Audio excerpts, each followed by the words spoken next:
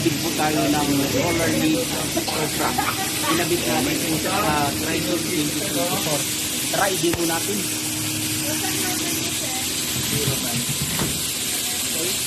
Wait lang. Magre-release po siya hanggang sa dulo.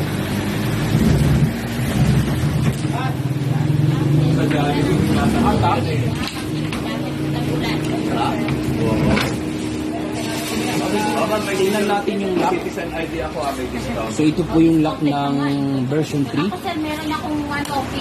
Tapos ito yung brand ng Sopra. So kinabitan din po natin siya ng garnish. Tapos natin siya ng fender. So napakaganda po siya kasi slim type lang po siya. Pagdating naman dito sa dito, pinapitan din po natin siya ng door handle, inner and outer. So protection po yan para hindi mo dito na sa bitana, pinapitan din po natin siya ng rain visor. Ayan. Okay. At syempre, pinapitan din po natin siya ng body molding sa pinto. Yan. Napakaganda po niyan. Kung mahilig po kayo ng accessories.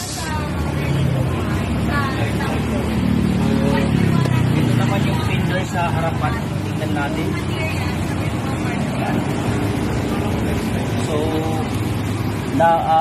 bagay lang po siya kasi hindi pa po siya nakapagpalit ng gulong. So, okay lang na slim type po ang ilagay natin dito.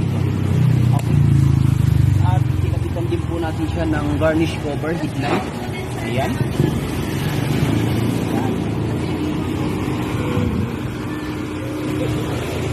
Tingnan natin yung gastang. Wow! Napakaganda ng gastang. Ito po yung gastang ng Triton. Napakaganda po. So, kung gusto nyo po magpakabit ng accessories ng Triton 2024, deliver po tayo sa Triton Garage. Thank you.